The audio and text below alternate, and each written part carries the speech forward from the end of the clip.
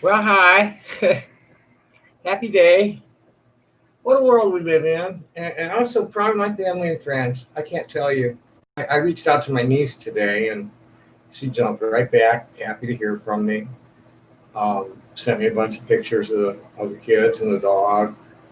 They finally were able to retire her partner, Falco, and she's leaving soon for training the new partner, I think in Pittsburgh or something like that. Um, I mean, other than the gang of terrorists on my ass, my life is really working well. My health is good. I managed to calm down on my own without the hospital's help. And that all blew up, got weird. I don't even want to talk about that because I'm in too good a mood.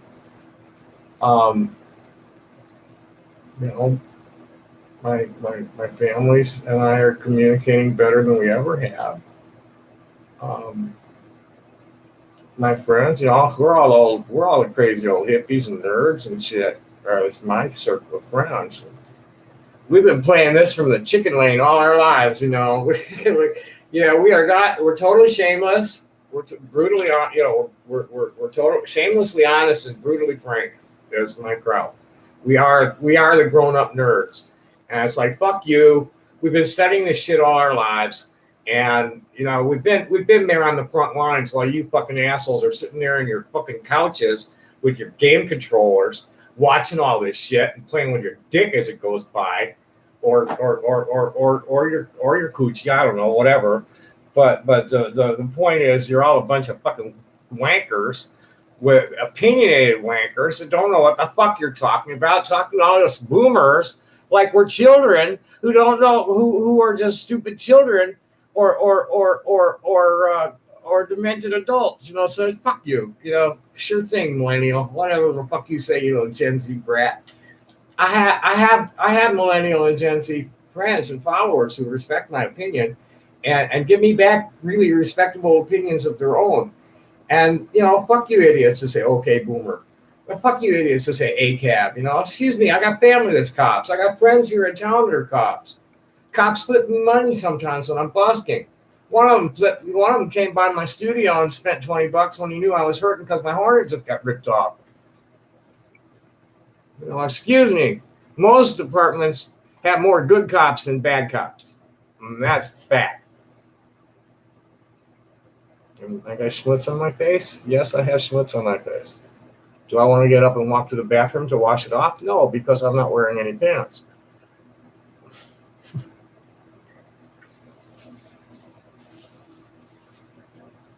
That's better. Well, hello. I guess I'll start blowing a little bit because that's what I was doing, and it was sounding good. I definitely, I have to admit, just for the people that are just, listening to this and going, "Hey, he never plays anything." Well, first of all, I'm not a he, and second of all, I know I don't play anything. I do that on purpose. I'm improvising. I'm just talking to myself. I'm playing phrases against each other in different keys. It's all I do. People pay me. That's unbelievable. I just stand there in the corner. It was 20 years before I could listen to myself do that. Uh, and now I stand in the corner and do it. And if I haven't made $15 in the first hour, I stop. I made $100 in that total one night in an hour. I made well over $100 down there several times over 2 or 3 hours.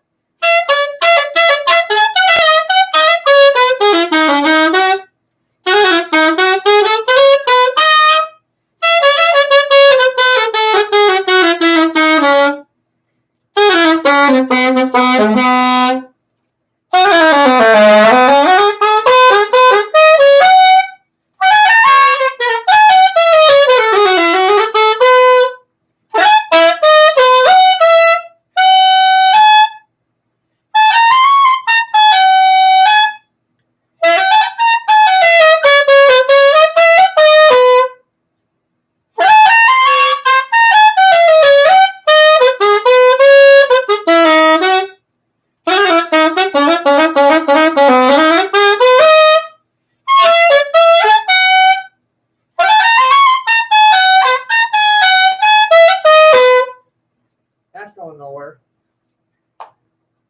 There was no joke. And I didn't tell myself anything funny, and it just wasn't going anywhere.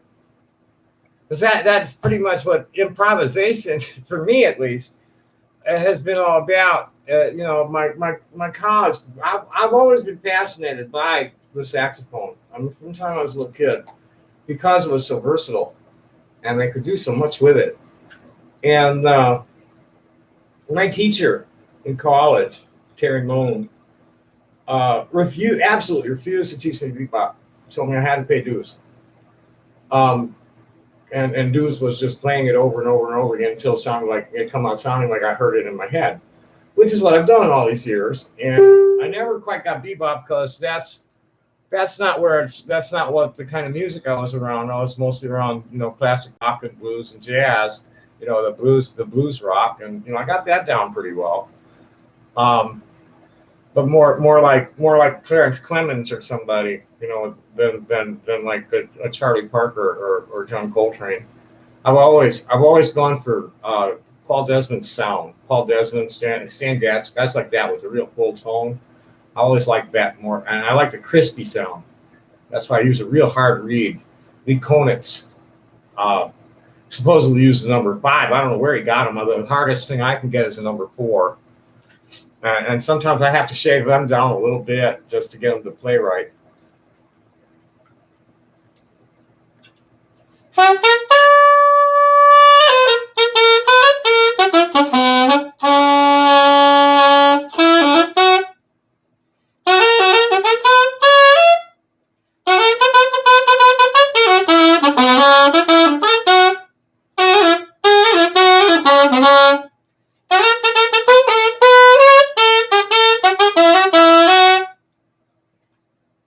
Sounding flat to me.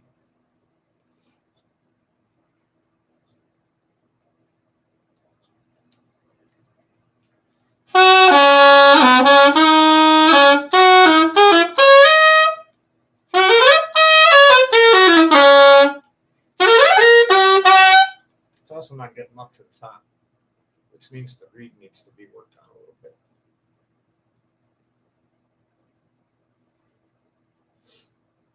So, some lady got taken out of the. She had a ticket too, but she went in there wearing black and a T-shirt that said "I can't breathe." So they pulled her out of the rally. He hasn't come out yet. They're just playing a whole mess of music he probably isn't paying royalties on, and people are going to bitch about. Pence gave the convocation. What a joke. Yeah, buddy, you were sent by God.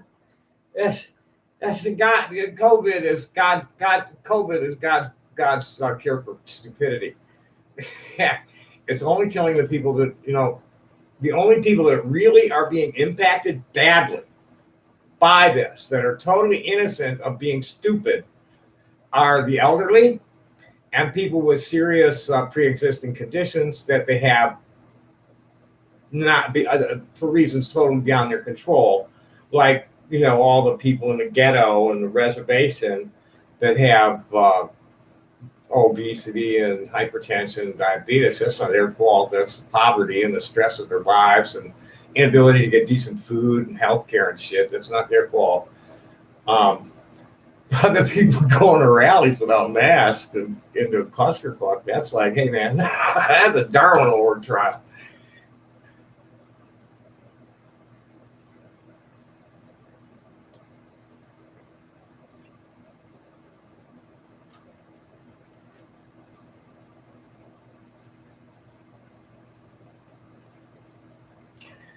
But for, in spite of it all, my friends and family are taking it in stride. Most of us old freaks are used to the isolation anyway because we like it. We prefer it because we're creative and we can't do that in a cluster pump.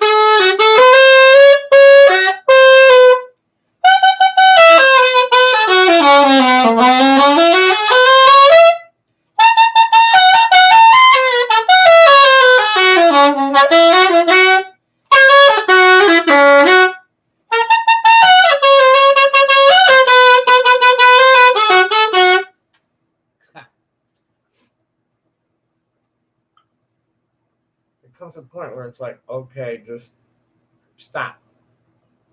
You said enough? Stop. And that's really a big part of really good improvisation that I picked up from Terry is you don't want to go running off at the mouth with a saxophone solo, and you want to not be predictable. You want to make your turns and tweaks and twists and syncopated moves. You're trying to think ahead of what your fingers and lips are doing and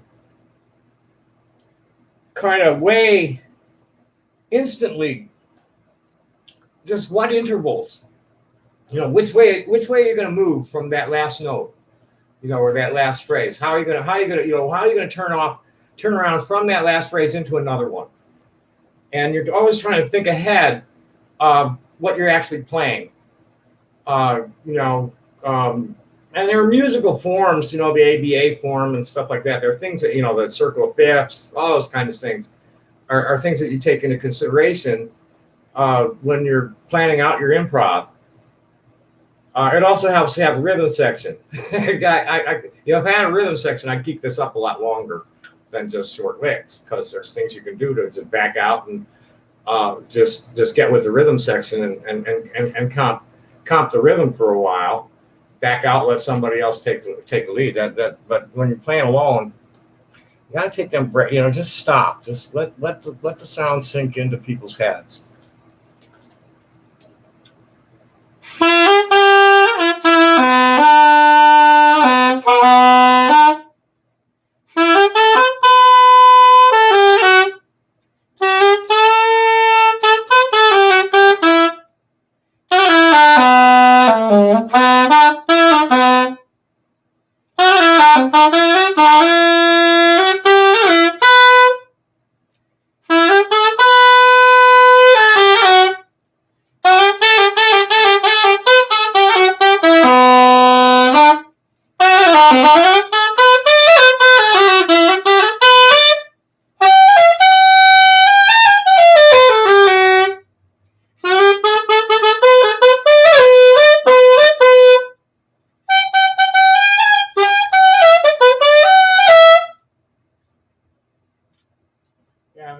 Sometimes you hit that tonic and you go, well, then what?